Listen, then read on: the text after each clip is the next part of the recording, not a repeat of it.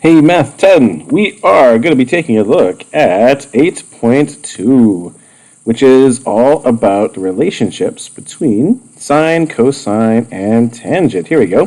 8.2 is starting on page 309. Now, I'm going to invite you to take a look at the sort of the proofs here. They sort of are going to go through some interesting relationships where they show you sort of how they derive at particular relationships. And if you have any particular questions about why they work, then please, hold on, let's move this away. I don't want to restart now. There we go.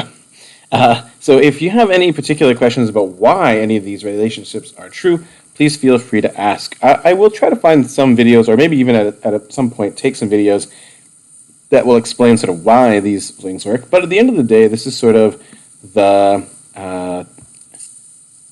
relationships that we want to use to solve all the questions from 8.2. This is just a little taste, actually, of all the different cool relationships that you can find in trigonometry. There's so many interesting relationships, and you can use these to solve all sorts of problems in triangles.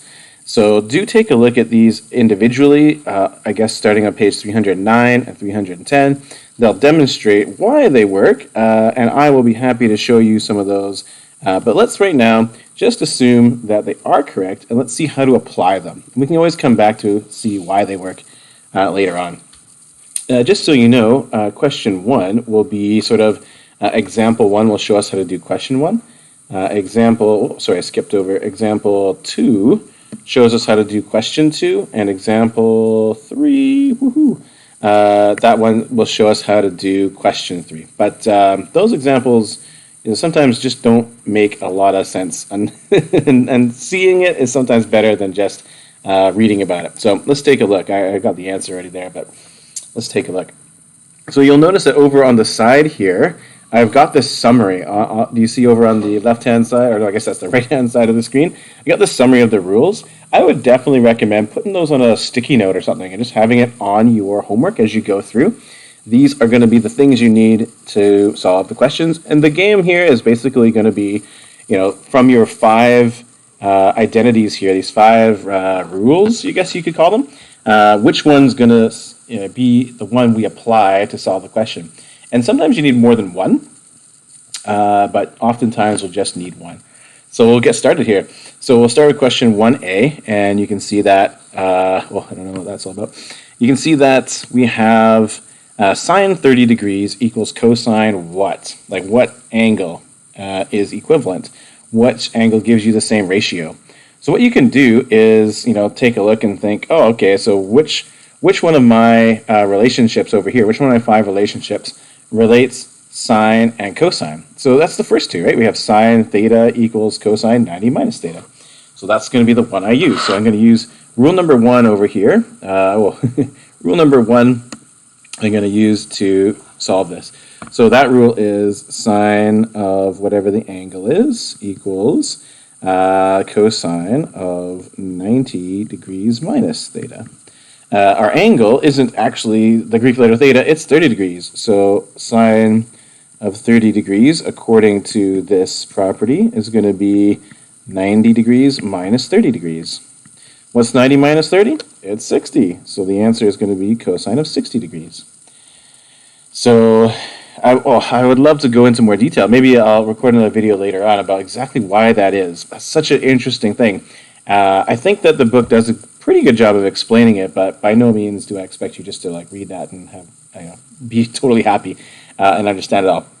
But at least understanding how to apply these is its own skill that I think is a great one to aim for. So do you see how I did that question? Nice, eh? Pretty great. You can do sort of like the question C is going to be quite similar, except theta, this angle, is now 0. If we're take a look at B, you can see we're working from cosine, so that's where I would probably use the second property, right? It's relating cosine to sine. So basically it's the same idea, right? I can say the cosine of 15 degrees is equal to the sine of 90 minus 15 degrees. So we can do that, and I guess that works out to 75. So, you can just do that addition there. So that's how we use the first two properties. And C and D are going to use those properties as well. We could take a look and see what else we can find. So a lot of these are similar. E and F are going to be similar. Maybe when we get into something a little bit harder, might be more challenging. So let's see. We could do maybe I. So for question I, oh, sorry, I'm having trouble making the screen get to the right place. Sorry. So we have cosine of 30 divided by cosine of 60 equals tan what? So if you look over here, we can see that rule number 3 can give us tan if we have sine over cosine. If we have sine theta over cosine theta, that gives us tan theta. So I'm guessing if we see tan equals cosine over sine, we're probably going to need to replace the top piece here with a sine so that we can get this sort of rule here working for us. So let's try it. We already know how to replace cosine with a sine. We just take the complement of it, which means do 90 minus the angle. So I can say replace that top with get my eraser here. I can replace that top thing with sine of 90 minus 30 over cosine 60. And what's 90 minus 30? Oh, look at that, it's 60. It's almost like they planned it. So sine 60 over cosine 60. Guess what? That's going to make it, like according to this rule over here, right? This, I don't know why I'm making these noises, but that means if that's 60 and that's 60, then that's got to be 62. Aw, yeah. So there's a bunch of questions here. Some of them will be trickier than others. You're basically just going to try to pick the right rule to apply to a question and see if you can get an answer out of that question. I think that's probably the best way to go about it. And if you are uncertain about any particular one, then please let me know, and I'll be happy to do a video on whichever question here you would like me to do. But again, have your rules out, like on a sticky note, or write them out on a piece of paper. Find them in some way and have them ready to go, and just see what you can apply. We'll go to the question number 2 now. So question number 2 is going to be, oh, look at that. We are given sine theta equals 5 over 13, and we're supposed to find cosine theta and tan theta. We don't know what the angles are, so that makes it hard, but we can use the Pythagorean theorem here, because we're really only worried about sides. So let's take a look at how we might do question A. So for question A, I'll just draw the triangle we have. So it's a 90-degree triangle. All these triangles you can assume are right-angled triangles. And then here's our, let's say this is theta. So what we can say for certain is that the opposite side is going to be 5, because sine theta is opposite over hypotenuse, right? So we know that the opposite side is 5. Opposite goes across from theta. And the hypotenuse is the one that's across from the 90 degrees. That one's got to be 13. So I would love to say what cosine theta is, but I don't have the adjacent side. And I would love to say what tan theta is, but again, I don't have the adjacent side. Both cosine and tan require the adjacent side. Cool, we can find it. We can find it with the Pythagorean theorem. So if I call this A, then according to the Pythagorean theorem, let's put that over here. Pythagorean theorem. That was hard. We're going to say a squared plus 5 squared equals 13 squared. So let's get squaring things. So I guess 5 squared is 25. So a squared plus 25. And then 13 squared, I believe, is 169. I'll just confirm that. Oh, it is 169. Now to solve for a squared, I'm going to subtract 25 from both sides. So that's going to be 169 minus 25, which gives us 144. And then to finish it off, I can square root both sides. So a equals 12. So that means a is 12, and now I can go do my other ratios. So the adjacent side to theta is 12. So cosine is adjacent over hypotenuse. So that'll be 12 over 13.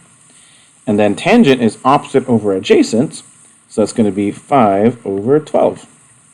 So most of these questions are going to require you to, knowing the names of the triangle sides and knowing what the ratios are, you're going to put the information that the question gives you onto a drawing of a triangle. You'll probably use the Pythagorean theorem to find the missing side, and then you can outline what the ratios are supposed to be after that.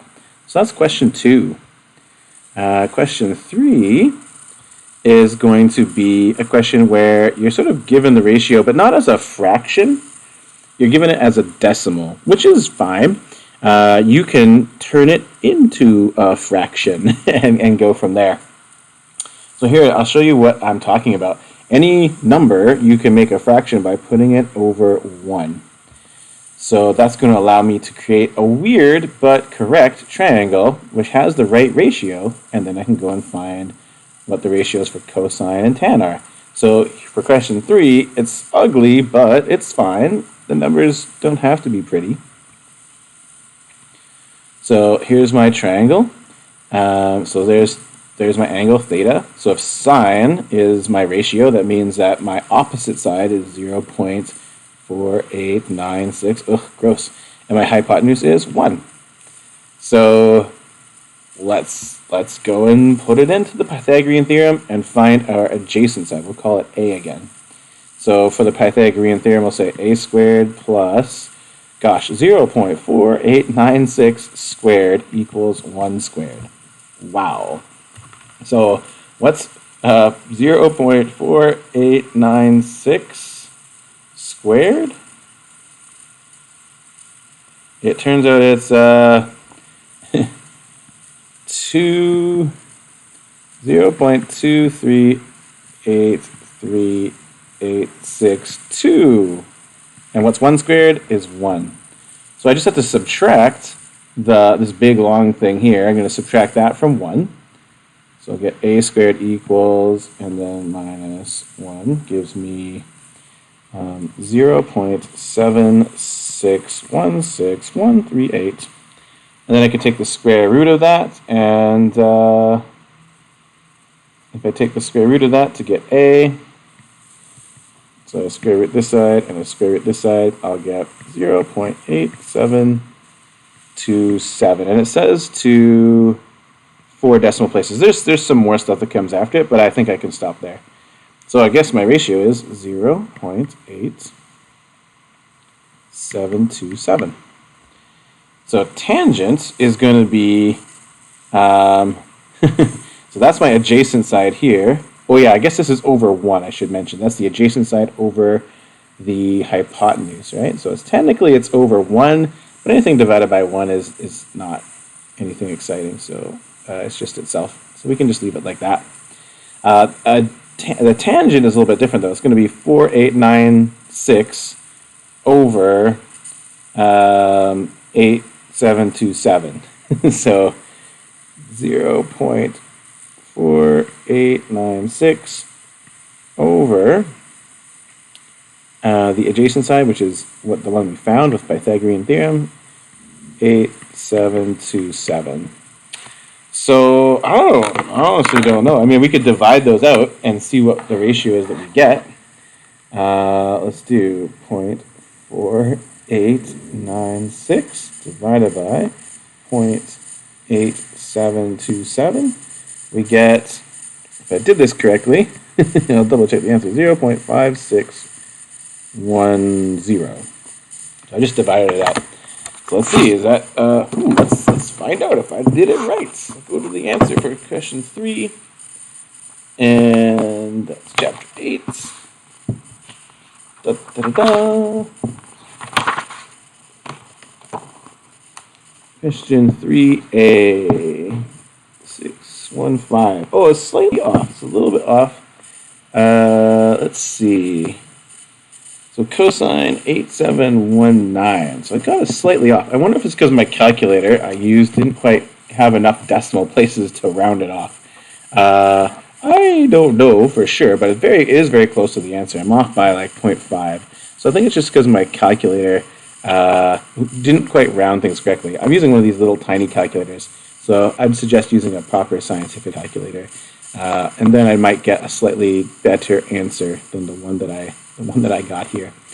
Anyways, folks, use a good calculator is what we learned here, and but that's basically the way to solve it, even if the numbers were a little bit off because of my calculator.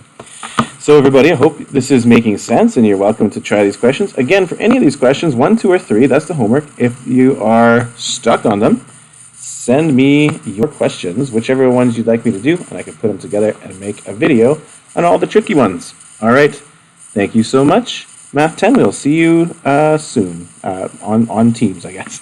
Bye.